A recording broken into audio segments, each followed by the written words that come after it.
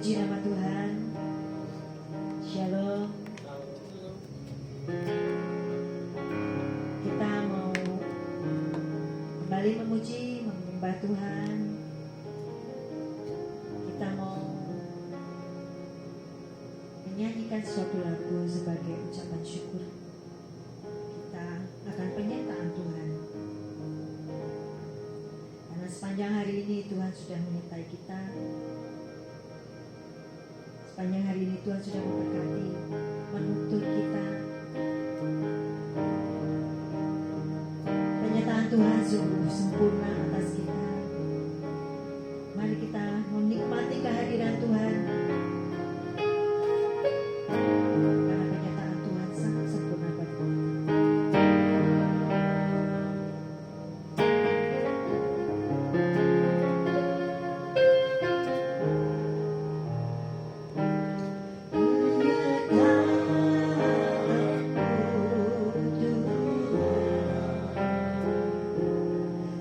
Segala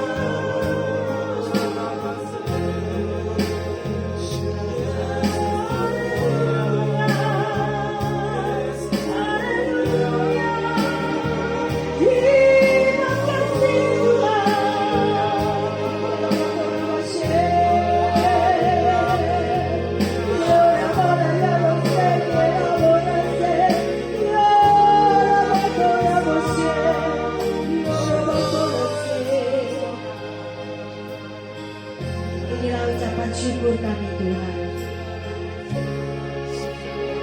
Inilah ucapan terima kasih kami Tuhan.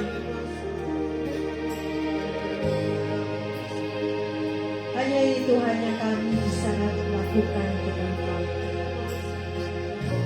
Biarlah pujian penyembahan kami bisa menyenangkan hati-Mu Tuhan. Terpujilah nama-Mu Tuhan. Hadirat-Mu kami nantikan Tuhan. Hadirat-Mu memenuhi kami semua. Lawati kami dengan Roh Kudus-Mu.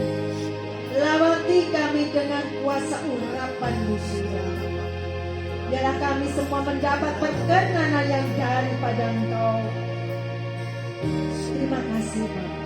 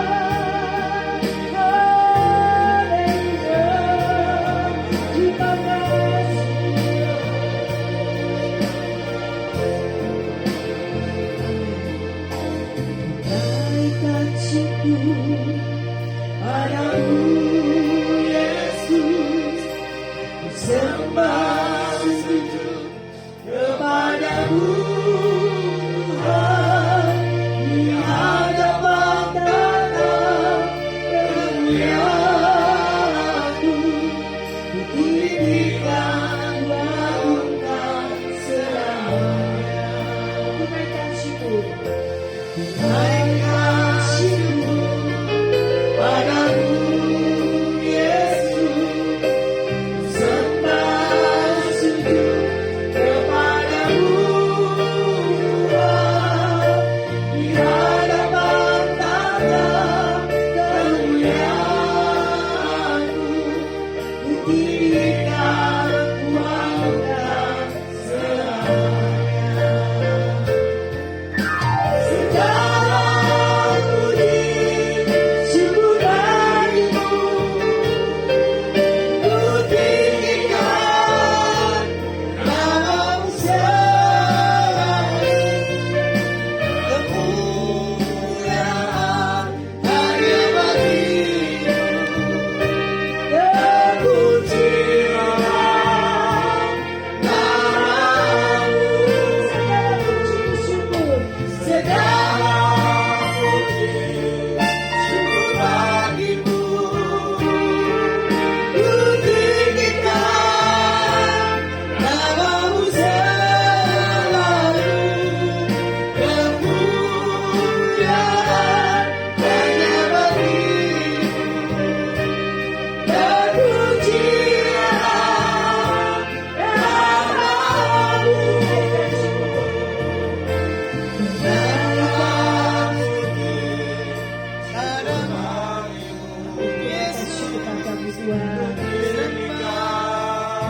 Kutinggikan namamu Tuhan,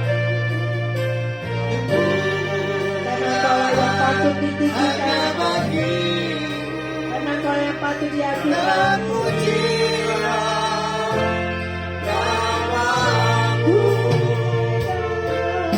Segala puji syukur bagimu, ku tinggikan namamu selalu. Kemuliaan hanya bagimu, terpujilah namamu selalu.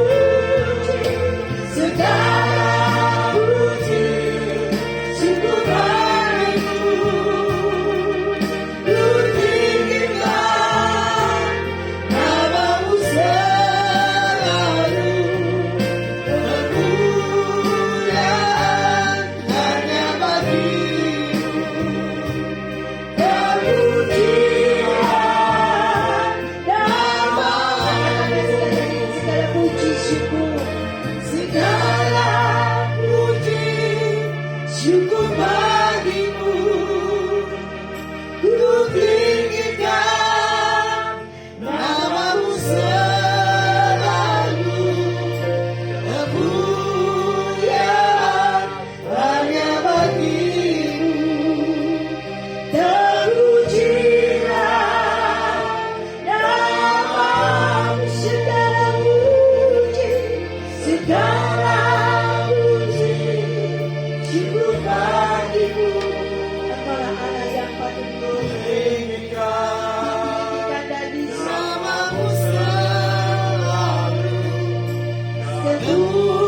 kemuliaan hanya bagi. Terpujilah Kau, terpujilah namamu.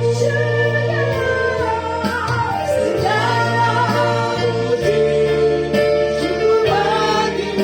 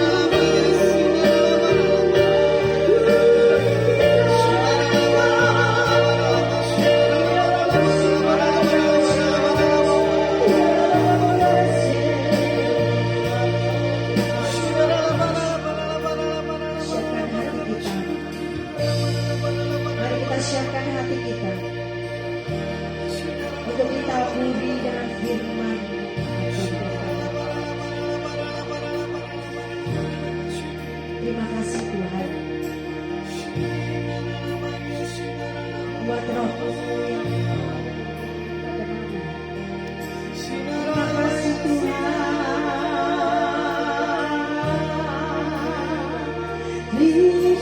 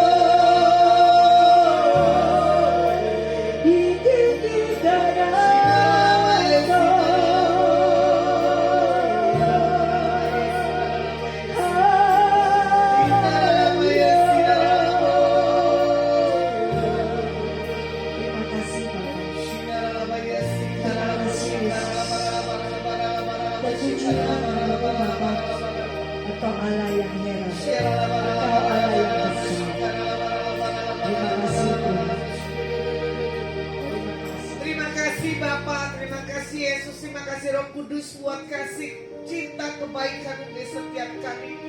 Biar Kau berkati setiap kami, baik yang di sini maupun live maupun di siaran ulang, diberkati dan diurapi.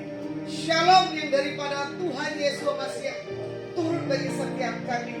Haleluya, amin. Ya, shalom. Terima kasih yang setia untuk tetap hadir menyaksikan streaming pada hari ini. Dan di sini saya bagikan tentang renungan bangkit dan menang atas krisis. Kalau orang udah bangkit, otomatis dia menang. Otomatis dia bisa melewati masa-masa krisis dalam setiap kehidupannya.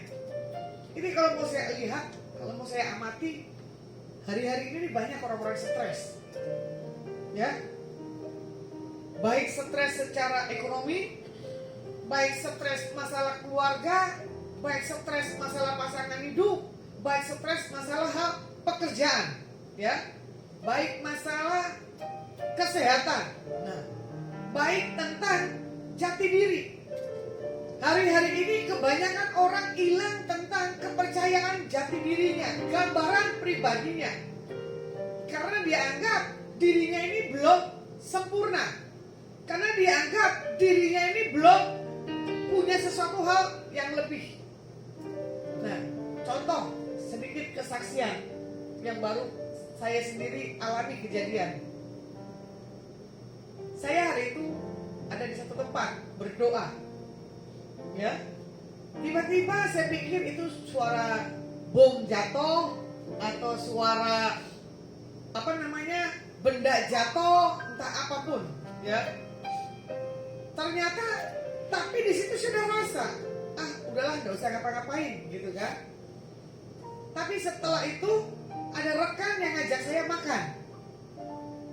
Itu jam 5.10 kejadian. Saya keluar dari tempat. Terus saya lihat, darah Tuhan Yesus. Saya bilang gitu kan. Rekan ini bilang gini, kenapa bulas Pak? Gak apa-apa, saya bilang gitu kan. Entah kenapa saya menikmati makan itu sampai jam 8 malam. Ya, dari jam 5 sampai jam 8, 3 jam saya nongkrong di kafe. Lumayan. Sebetulnya yang jamu makan ini orangnya tukang makan, kebetulan kafenya pun juga enak. Saya lupa, saking nikmatnya makan, gak lihat itu jam, ya kan? Nah, di situ tiba-tiba ada telepon dari rekan saya, dia bilang begini, Bu, ada kejadian. Apa? Saya bilang gitu kan. Saya pikir rekan saya nggak tahu. Terus ternyata rekan saya tahu. Kebetulan itu telepon saya speaker, tamu saya bilang begini, kenapa Bu? Itu loh yang tadi kita lewat, ada kejadian mayat itu jatuh di tempat situ. Saya bilang gitu. Loh, pantesan bulasma darah Tuhan Yesus. Iya. Tapi setelah itu pulang, saya diantar, saya bilang, jangan antar saya sampai di depan. Pinggiran aja, nanti saya jalan aja. Saya ambil, saya berkati itu tempat. Saya bilang gitu kan. Terus tak mati kebetulan ada penjaga di situ. Saya bilang, itu lantai berapa Pak? Pak, kok bisa ya jatuhnya di sini? Harusnya nggak boleh jatuhnya di sana. Setelah gitu kan, secara logika nggak masuk di kriteria saya. Tapi saya bilang begini, kenapa nggak ada darah ya? Setelah gitu, ada Bu katanya. Oh darahnya nggak banyak ya, sebelah gitu. Tapi saya bilang gini, udah tenang. Karena apa? Kita punya kuasa untuk melawan, untuk menghadapi kuasa-kuasa kegelapan di seputar sini. Tiba-tiba rekan saya yang lainnya, dia bilang, Bu, saya berdoa di tempat kejadian. Ya silakan berdoa aja, saya bilang gitu kan. Semakin banyak orang berdoa, semakin bagus, saya bilang gitu kan. Cuma saya bilang begini, ini ada unsur, ya. Namanya apa unsur apa tadi? Saya bilang sentimen lah, atau persaingan bisnis. Biar tempat di mana ini kejadian ini, betul ya, jelek namanya. Tiba-tiba di situ malam dia ditelepon lagi jam 10. Bu Lasma, dengar gak kejadian ini? Iya Pak, saya ada di lokasi. Saya pikir itu bom meledak atau ada barang yang jatuh. Memang kenceng banget tuh Pak, sekitar jam 4 sekian, saya bilang gitu kan. Jadi kesaksian saya dengan security itu sama. Jam 5 10 saya udah keluar dari lokasi. Coba saya bilang gak apa-apa Pak, untungnya saya ada di situ dan saya langsung berkati dan urapi tempat itu kejadian. Kalau mau dibilang wanita ini yang bunuh diri di TikToknya cantik, periang, tapi kenapa bisa mengakhiri hidupnya? Dia di TikTok ya sambil gaya sambil gimana. Cuman lucunya gini, sebelum dia mengalami satu hal kebodohan, dia tulis kata-katanya di atas mamanya yang mau ulang tahun. Dia bilang apa? Minta maaf. Dia bilang apa? Ada kado yang sudah saya titipkan. Lucu ya. Kenapa sih orang mau kejadian bikin pesan-pesan? Harusnya gak usah bikin pesan-pesan. Kalau mau pergi aja, gak ada pesan-pesan. Jadi kalau ada pesan-pesan, yang ditinggalin ini menjadi beban. Justru yang gak ada ditinggalin pesan itu juga lebih parah daripada yang ditinggalin beban. Nah, di sini kita melihat, ya, untuk kita menang krisis jati diri ini, yang tadi kita harus bangkit, kita harus menang, gagalkan segala ketakutan, kekhawatiran dalam setiap kehidupan kita sebagai anak-anak Tuhan. Nah, kemungkinan, ya, di dalam kita menghadapi krisis, yang pertama adalah di sini dikatakan apa? Jangan menyerah. Jangan terpuruk. Jangan menyalahkan orang lain. Kebanyakan orang krisis, misalkan begini, kita diutangin uang kita melalui orang lain, betul gak? Kalau gagal aku udah kasih uang. Gitu, pasti apa? Menyalahkan. Kenapa sih selalu menyalahkan? Harusnya apa? Mengucap syukur dulu. Jangan merasa kita ini bodoh. Saya secara pribadi, ada kalau orang yang mengerti dan mengenal pribadi saya, orang-orang sekeliling saya bilang ini, kok bisa ya kamu dibodohi banyak orang? Saya bilang, gak apa-apa dibodohi, urusan dia dengan Tuhan. Kok bisa kamu diomongin? Gak apa-apa, yang penting apa? Urusan dia sama Tuhan. Bagian kita di sini, jangan menyalahkan orang lain. Makanya saya tekankan, orang yang mempunyai integritas, ya, mau diapain pun dia tidak akan bergeming. Ada pembelaan. Tuhan yang bela, gitu. Siapa lawannya? Lebih dari pemenang. Jadi orang yang menjadi pemenang adalah yang bisa mengalahkan ego dalam dirinya. Makanya kalau orang yang jujur tulus, orang yang kita temui bohong, lambat waktunya juga akan ketahuan. Orang yang gak tulus, lambat waktunya pun juga ketahuan. Dari cara bicara kita bisa ditipu. Dari bicara penampilan kita bisa ditipu. Tapi beauty Tuhan untuk bisa lihat orang itu, wah itu dahsyat, ya. Bagaimana yang kedua, kita bangkit harus menjadi pribadi yang kuat. Bukan kita seperti gua harus seperti ini, jangan. Jadilah diri kita supaya apa? Kita jadi kuat. Kalau kita kuat, berarti ada kebenaran Alkitab dalam diri kita. Berarti ada kehidupan doanya. Nah, sampai kita melihat ya, sebagai orang yang menghadapi krisis mental, contohnya jati diri, jangan sampai kita ini kehilangan integritas diri kita di hadapan Tuhan. Ini spesial. Engkau adalah anak yang kukasihi, ya kan? Engkau adalah ahli warisku. Tapi kalau kita mempunyai satu hal kebodohan dan kegagalan, mengakhiri hidup atau kita patah melakukan hal di luar dari setiap keinginan Tuhan, itu punya tanggung jawabnya masing-masing. Nah, makanya di pedalet ini dibilang apa? Kuasa perkataan. Ada pintu di dalam mulut kita. Kalau kita perkatakan tentang diri kita ini bangkit, diri kita punya berkat, diri kita punya satu hal yang lebih, maka jadilah sesuatu hal yang mempengaruhi energi yang ada di dalam tubuh kita. Jangan biarkan ya kita ini mengasihi diri. Makanya orang yang krisis jati diri otomatis mengasihi diri. Otomatis tidak mau di tempat keramaian. Otomatis selalu buat kekacauan. Itu orang yang krisis. Makanya kalau orang yang gak krisis, dia akan mempunyai satu hal apa? Sukacita. Makanya kalau orang yang selalu melewati masa-masa krisis dengan satu hal, keyakinan, dengan satu hal dia punya kekuatan, itu bagus banget, itu good banget, gitu ya. Nah, makanya di sini juga dikatakan apa?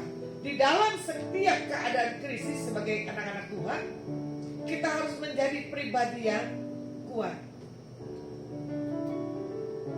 Orang yang punya pribadi yang kuat dalam Tuhan, dia bisa kelihatan dari tutur katanya, dari setiap apa yang dia baca, apa yang dia renungkan, itu menjadi satu hal kekuatan. Kalau mau dilihat sebagai seorang pemimpin, menjadi contoh dan teladan dan panutan.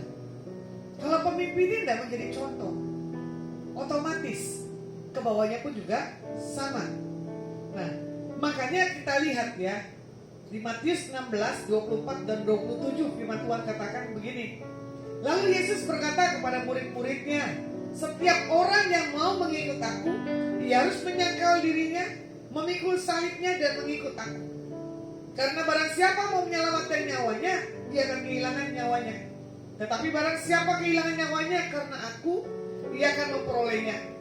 Apa gunanya seorang memperoleh seluruh dunia tetapi kehilangan nyawanya? Dan apakah yang dapat diberikannya sebagai ganti nyawanya? Sebab anak manusia akan datang dalam kemuliaan Bapanya, diiringi malaikat-malaikatnya. Pada waktu itu ia akan membalas setiap orang menurut perbuatannya. Melalui ayat-ayat ini kita tahu bahwa Tuhan ya tidak pernah menjanjikan hidup yang enak. Sebagai pengikut Kristus ada jejak-jejaknya. Kalau Tuhan Yesus sudah menjadi satu teladan, ya, disakiti dia nggak akan marah, dikecewakan dia bangkit. Makanya di sini juga dikatakan apa? Kehidupan yang kita alami belum tentu selamanya itu baik. Contoh kita lagi menghadapi krisis keadaan dunia, Haman dengan Israel. Wah, saya nggak mau tonton, saya nggak mau dengar. Karena apa? Banyak orang berdebat. Kalau mau dilihat kejadian itu, orang nggak punya integritas Tuhan, gampang sekali, ya dok, membuat kebodohan demi kebodohan. Kenapa kita harus perdebatkan segala sesuatunya? Sementara itu punya satu hal, keputusan Tuhan. Karena apa? Alkitab sudah nyatakan, ya, akan terjadi perang dunia, akan terjadi kerusuhan. Tapi orang yang melekat kepada Tuhan, itu semuanya dilalui. Nah, makanya di sini dikatakan apa? Namun Tuhan berkata, untuk sangkal diri dan pikul salib. Kalau orang yang sudah pikul salib, ya, dia nggak akan ikut. Dia akan punya satu hal, sikap yang baik. Walaupun dia apapun, kebenaran pasti akan menyertai. Makanya di saat saya diburohi dengan siapapun, kebenaran itu akan datang. Kebenaran itu akan membukakan siapa orang yang satu demi satu itu. Nah, contoh ya, ini adalah merupakan kesetiaan kita mengikut Kristus. Dalam krisis keadaan kita hadapi, masihkah kita bertahan atau kita mengakhiri hidup? seperti yang tadi itu anak usia berapa? 20. Ya. 20 belum makan asam garamnya. Bayangin, kita yang udah makan asam garam aja di titik krisis ketakutan aja. Kalau kita percaya serahkan kepada Tuhan, itu luar biasa. Ya, makanya di sini juga dikatakan apa? Salib adalah lambang penderitaan. Salib adalah lambang kesusahan. Salib adalah sesuatu yang tidak enak bagi daging, termasuk dalam hal krisis jati diri. Ada 3 tokoh yang pernah mengalami krisis, ya. Tapi di sini 3 tokoh ini bangkit dan menang atas krisis. Dilihat, tokoh yang pertama adalah Ayub, ya. Tokoh yang kedua Gideon. Tokoh yang ketiga adalah Paulus. Bagaimana di sini Ayub 1 dan kedua, ya? Dikatakan apa? Ayub mengalami krisis yang ekstrim. Ia tetap memuji Tuhan atas segala hal yang baik yang dimilikinya, walaupun diambil oleh iblis. Kalau mau dilihat dalam keseharian Ayub, ya kan? Ayub itu kehilangan segalanya, tapi dia tidak menyangka siapa pribadi Tuhannya. Walaupun pagar Tuhan buka, gitu. Tapi tetap Ayub tidak menyangka. Karena apa? Iblis bisa tahu. Ayub karena apa? Kamu pagari, kamu lindungi, makanya dia tidak menyangka. Contoh, pasang kalau kamu udah punya uang, kamu nyangkal Tuhan enggak? Hah? Serius? Amin. Kebanyakan di saat lagi nyaman enak, enggak gitu kan? Tapi di saat lagi krisis, nggak punya uang, mencuri pun halal, bukannya haram. Nah, contoh ya, bagaimana di sini kita melihat Ayub kehilangan anaknya, Ayub kehilangan pelayan-pelayannya, bahkan Ayub mengalami sakit, bahkan istrinya pun mengutukinya. Mana Tuhan yang kamu sembah? Buktinya belum kasih kamu satu-satu jawaban. Bahkan semuanya tuh habis. Bahkan Ayub dikelilingi teman-teman yang bukan membawa satu hal kekuatan, tapi di situ teman-teman yang selalu membuat satu hal bisikan, ojokan. Kita belajar Figus orang Ayub. Hari-hari ini bagaimana kita datang ke Tuhan? Miliki pendengaran Tuhan, bukan pendengaran di sekelilingnya. Makanya dia bilang begini, zaman ke depan ini bukan zaman yang baik. Zaman ke depan ini adalah zaman yang jahat. Itu menurut pandangan, itu menurut pendengaran. Tapi kalau engkau punya Tuhan yang dahsyat, engkau punya Tuhan yang ajaib, semuanya bisa engkau hadapi, ya kan? Seperti lagunya apa? Lagu lama, meskipun saya susah, gitu.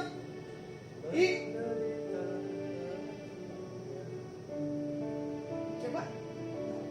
Saya mau iring Yesus. Saya mau iring Yesus sampai selama-lamanya. Meskipun saya susah menderita dalam dunia, saya mau iring Yesus sampai selama-lamanya. Saya mengiring Yesus nggak mau dalam keadaan susah. Ini lagunya dibalik. Saya mau iring Yesus. Saya mau iring Yesus selama-lamanya. Meskipun krisis berjalan,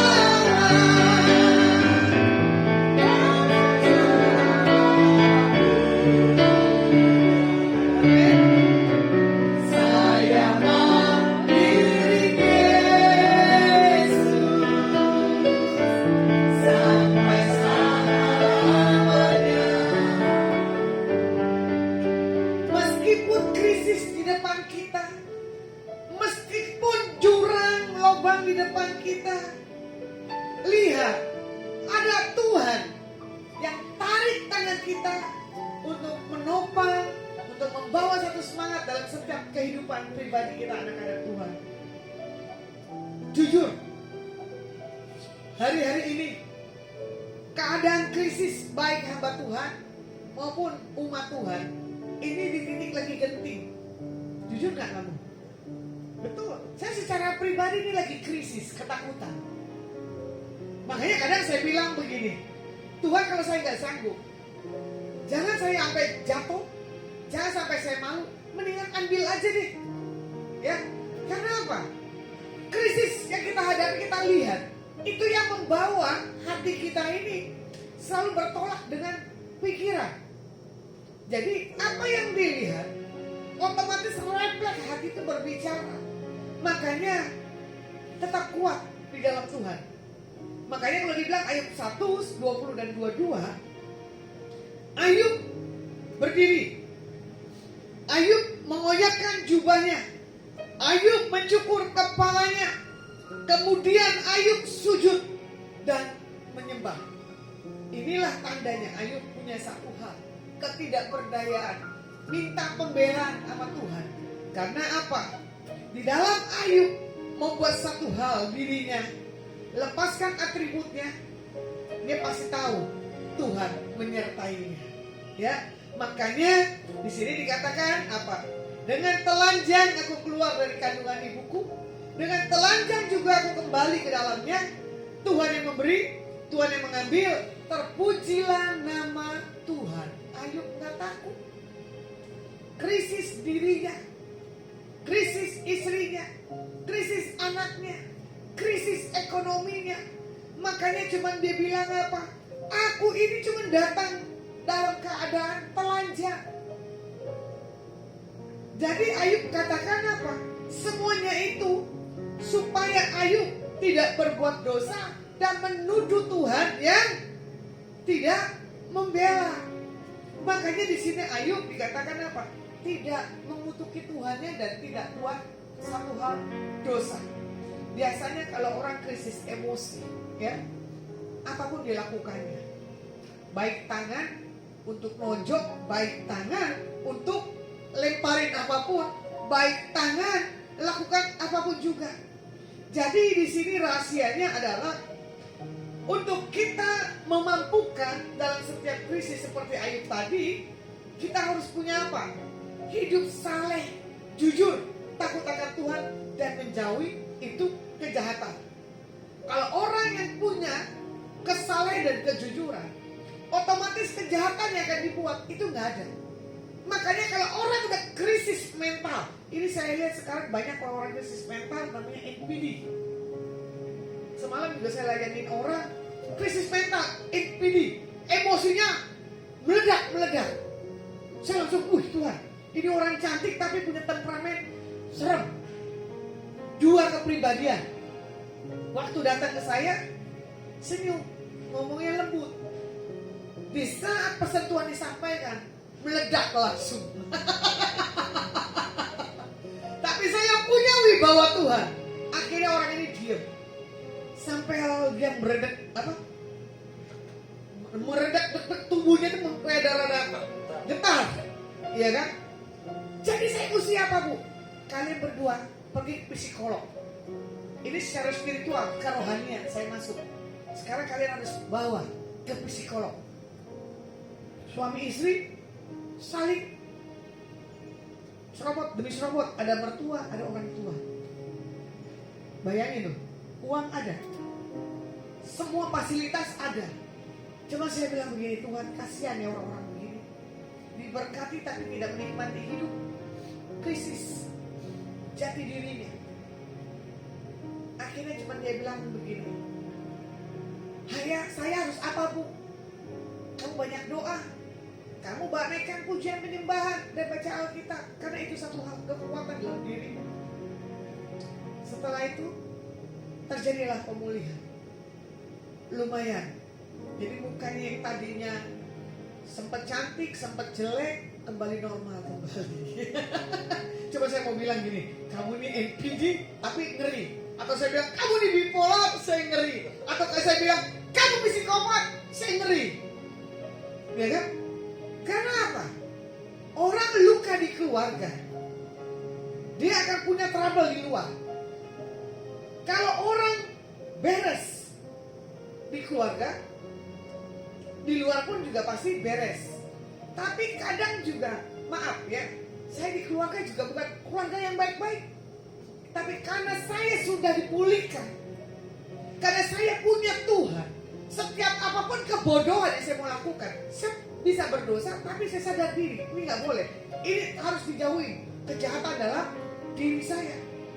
Makanya kadang begini, kesalahan dan kejujuran, perjumpaan perkenalan dengan siapapun ada tuntunan Tuhan. Contoh kemarin, saya lagi ada di tempat rumah makan Kampung Laut Semarang, saya ajak busuan kayak anak muda aja dari jam 8 pagi sampai jam 4 keluyuran sama saya. Ya, mau lihat itu alat kaki yang dijual 16 juta sekian, lumayan sih. Busuan menikmati tuh rasanya gimana, saya nggak menikmati. Cuma saya bilang begini, ini kayaknya ada tamu saya dari Surabaya deh. Kebetulan duduk samping tokonya. Saya berdiri, saya maju, saya bilang, ibu masih kenal saya nggak? Oh iya, halo apa kabar Bu Lasma? Gitu kan, oh iya baik Bu. Saya pikir udah cuma saya hello, saya duduk. Ternyata apa? Berjalan penginjilan ibu ini di atas diri saya. Jadi di tempat itu dibuatlah KKR. Jadi istilahnya peramal masuk. Ya, akhirnya saya duduk di situ satu demi satu harus saya layani. Lebih lari saya daripada alat pijitnya. Saya sambil tertawa, tapi Bu Suan dengan setianya dia menunggu. Ternyata ibu ini punya kesaksian di atas Ibu Suan. Ibu itu kok tahu ya? Kok benar ya? Kok begini ya? Ya itu dia.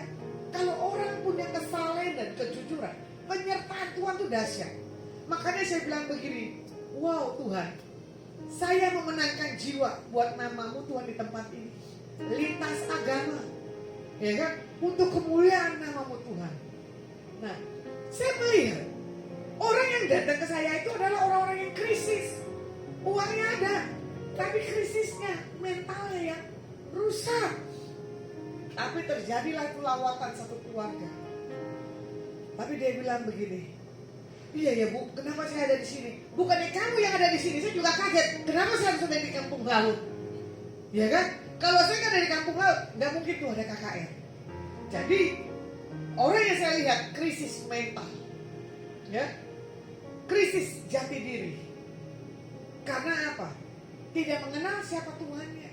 Cuma sekedar apa? Status saya Kristen. Tapi dia tidak punya satu hal pengenalan. Ya kan? Pemahaman akan pengenalan akan Tuhannya. Bagaimana yang kedua? Gideon. Di sini Gideon tetap mengejar musuhnya meski tidak dapat bantuan logistik, ya. Hakim-Hakim 8, 4 dan 8. Makanya di sini dikatakan, nanti dibaca sendiri ya. Logistik adalah satu hal penting untuk kita memenangkan satu tempat pertandingan. Kalau kita tidak punya logistik, wah itu pasti kita akan kalah. Karena apa? Kita harus punya pendataan, ya. Karena kita harus melihat berapa orang yang ada di lokasi itu. Nah, makanya di sini juga dikatakan bagaimana kita berjalan, ya kan? Dari satu tempat yang Tuhan tuntut. Kalau kita punya satu hal keyakinan, Tuhan menyertai.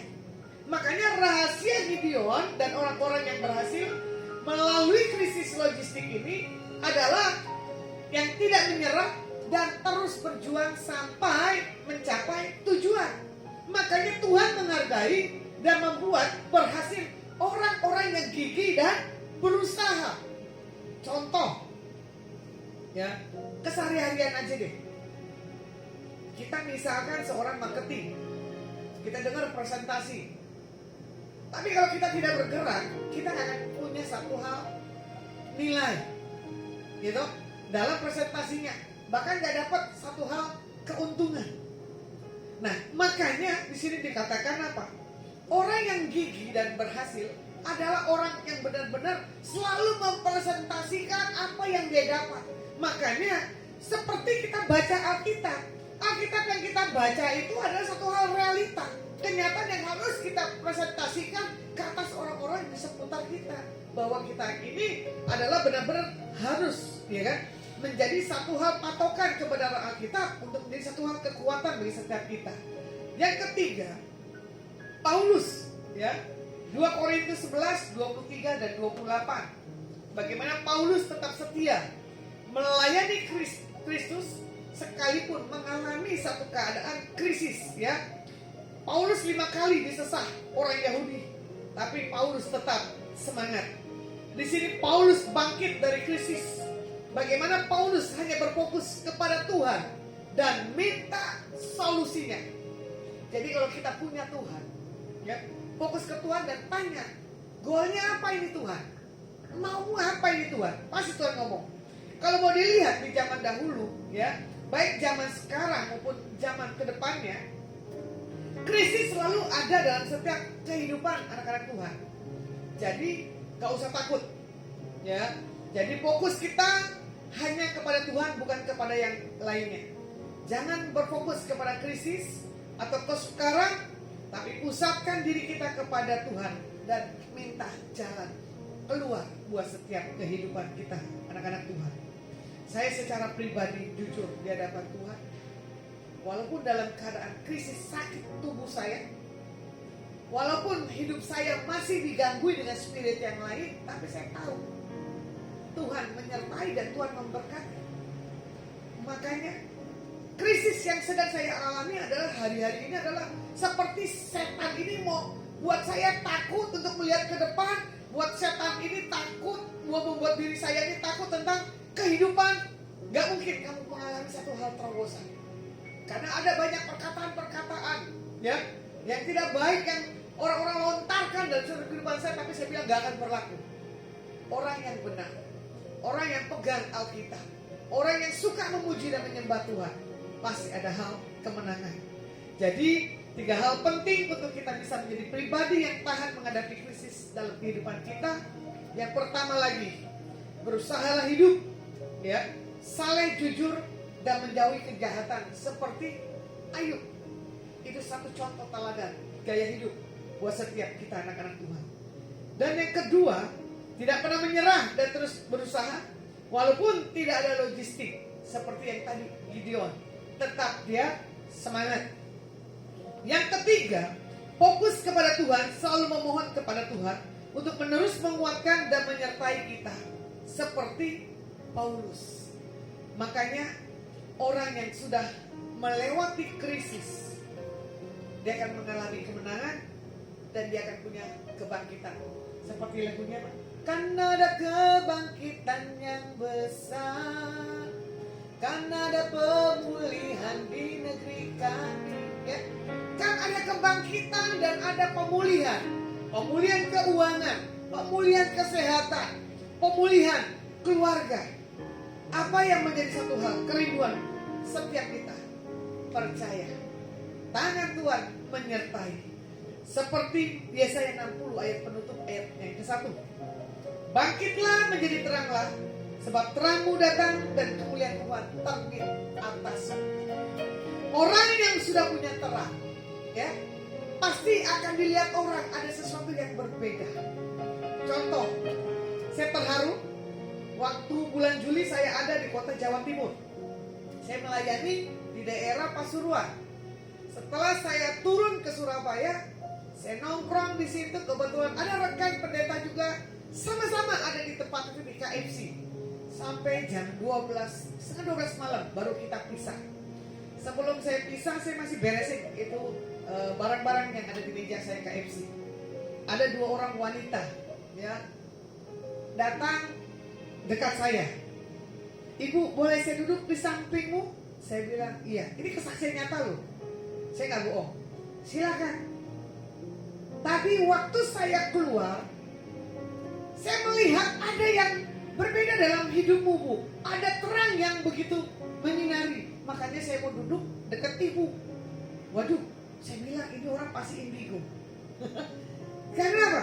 Orang nggak bisa sembarangan bisa melihat siapa jati diri kita nih di hadapan orang-orang kalau kita punya sesuatu hal yang lebih. Makanya kalau orang bisa melihat diri saya, pasti saya udah bisa tahu ini orang punya kelebihan, bukan yang dari Tuhan. Akhirnya orang ini duduk. Akhirnya saya cuma bercanda. Kok kamu bisa lihat begitu? Terus saya bilang begini, boleh nggak saya bertanya? Nah ini isengnya saya. Saya tunjuklah gambar orang ini yang sedang saya pertanyakan. Menurut pandanganmu orang ini gimana? Orang dua ini bu jahat, pakai susuk, yang satu ditundukkan. Ini hubungannya sudah terlalu lama. Waduh, sampai detil.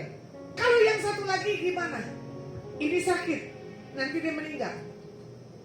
Terus di antara dua orang ini yang giniin saya gimana? Ini dia nyerang saya nggak? Betul. Tapi Tuhan kasih kekuatan di atas imulasme. Pesan yang sudah disampaikan oleh Dedi saya disebutkan dukun Jawa Timur, Jawa Barat, saya apa itu saya lupa. Tapi benar juga nih dengan orang indigo ini. Saya bilang gini, terima kasih ya Tuhan walaupun saya nggak boleh nih begini sama orang indigo. Karena orang indigo ini datang karena dia bilang apa? Ada terang dalam tubuhmu.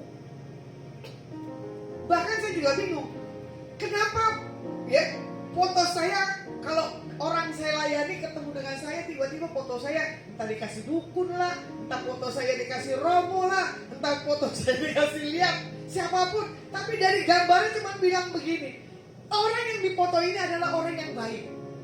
Saya bilang, wih, amin. Orang dunia supranatural bisa bilang saya orangnya baik. Bayangin loh, kalau kita yang gak baik, malu. Orang dunia bisa melihat. Kita bilang di gereja haleluya nangis, tapi kebongkar kelakuan kita tuh tidak mencerminkan integritas Tuhan. Wow, itu repot. Akhirnya bagian saya gantian, ya kan? Oke, sekarang saya sampaikan pesan Tuhan buat kamu. Orang ini tersentuh, dua orang ini. Nah di situ perempuan ini dia mengaku cantiknya luar biasa, darah bule. Saya ini LGBT, ibu pendeta. Wow, kok bisa? Kok cantik ya? Saya bilang gitu ya. Kamu mau normal dah? Enggak mau normal bu pendeta. Waduh, susah juga. Saya peluk boleh dah? Boleh kalau mau peluk. Gitu kan. Saya tak peluk itu malam. Bubarlah 1:30 pagi. Cuma saya bilang, Tuhan terima kasih kau kirim dua wanita yang antik bagi saya. Tapi dia menyampaikan pesan secara dunia, saya menyampaikan pesan secara Tuhan. Tapi saya melihat dua orang krisis ini pasti Tuhan akan sentuh. Gak mungkin ngalah. Bahkan dia bilang, kapan kalau ibu ke Surabaya, telepon saya. Saya bilang, ya nanti saya ke Surabaya akan saya telepon. Saya akan berangkat tanggal 23 atau 24 ke Surabaya. Ya lumayan lah perjalanan saya 1 mingguan. Nah saya nggak tahu nanti Tuhan buat apa di selama perjalanan saya ada di kota Jawa Timur. Tapi saya tahu ada yang dahsyat. Pasti dimanapun Tuhan kirim, Tuhan utus. Ada tanda-tanda ajaib. Karena Tuhan bilang ya, ini tahun bagaimana kita menjangkau orang-orang bagi nama Tuhan. Yang penting apa? Jaga sikap dan hati kita. Oke? Kita tutup kebenaran firman malam hari ini. Kita angkat pujian.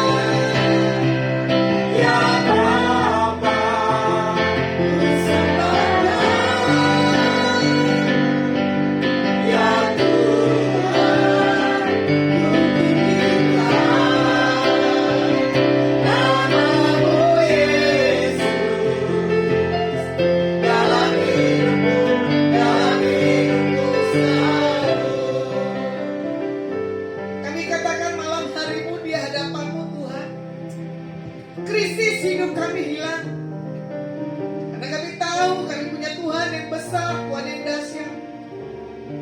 Dan Kau beri kami kemenangan, dan Kau beri kami kebangkitan dan pemulihan dalam segala apapun area kehidupan setiap kami. Angkat setiap beban-beban yang palsu dalam kehidupan setiap kami, Tuhan. Karena kami tahu itu semua hanya semu. Bangkitkan kembali roh cinta mula-mulamu bagi setiap kami. Kami tidak mau buat kebodohan, baik tentang mengakhiri hidup kami, baik tentang kami jatuh dalam dosa, baik kami melakukan hal kebodohan. Pada hari ini, Engkau lihat pengakuan, Kau lihat kehidupan kami. Biar kami punya satu hal, pertobatan. Terima kasih buat cintamu, buat pembelaanmu dan kebaikanmu bagi setiap kami. Bawa kami berhadapan muka dengan muka, supaya kami mengerti dan kami memahami bahwa Engkau benar-benar Tuhan yang akan membuat satu hal kemampuan, dan kami akan melihat dan kami akan tertawa cara Tuhan di pedalet untuk membuat satu hal yang tidak lazim terjadi. Diberkati yang sudah menyaksikan streaming Tuhan maupun siaran Tuhan. Terima kasih buat setiap orang-orang yang hamba-Mu temui dan jumpai, baik secara Adonai maupun secara lasma atau koneksi. Pemeliharaan, penjagaan, perlindungan dalam nama Yesus masih ada atas setiap mereka. Diberkati Pak Posunko, istri, anak, mantu, dan cucu, dan keluarga besar. Buat karyawan, buat aset, Tuhan jagai dan lindungi. Diberkati Pak Jokowi di masa rehatnya Tuhan, istri, anak, mantu, dan cucu. Diberkati Pak Amin. Diberkati RT, RW, Lurah, Camat, Wali Kota, Bupati, Gubernur, aparat darat, laut, polisi, dan udara. Terima kasih buat setiap pemimpin-pemimpin bangsa kami Indonesia, Tuhan. Shalom-Mu turun buat Indonesia, 34 provinsi. Indonesia bagi nama-Mu. Tentukan pemimpin buat tahun ke depan. Biarlah benar-benar pemimpin yang takut akan Engkau, Tuhan, yang kami minta. Terima kasih buat setiap hamba-Mu yang esok melayani mimbar. Engkau berkati dan sertai pelayanan, dan tanda-tanda mujizat-Mu ada di atas setiap mereka. Diberkati Pak Dani dengan Ibu Irma. Diberkati Pak Sem dengan Ibu Indri. Diberkati Pak Robert dengan istri. Diberkati Tora dengan istri. Diberkati Ibu Swan. Diberkati Ibu Cuan.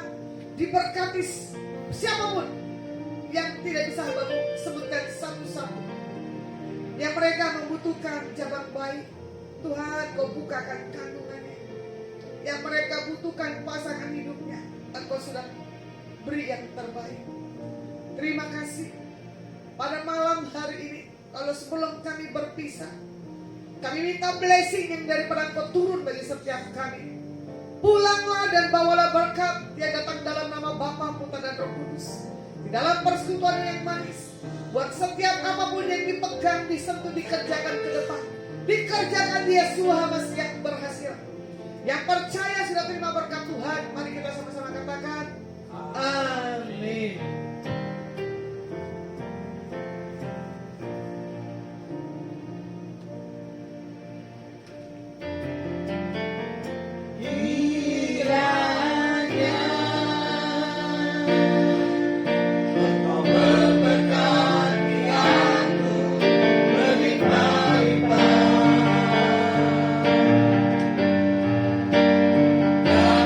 Penuh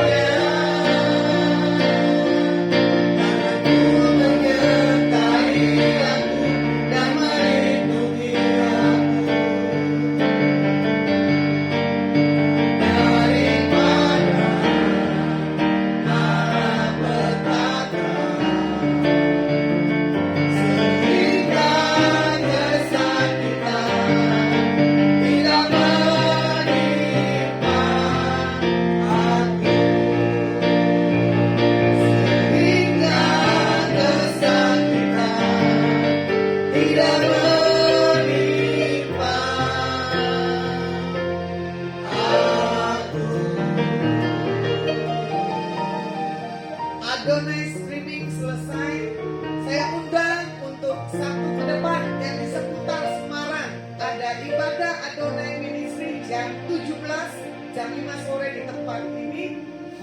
Oke, see you. See you. Bless you.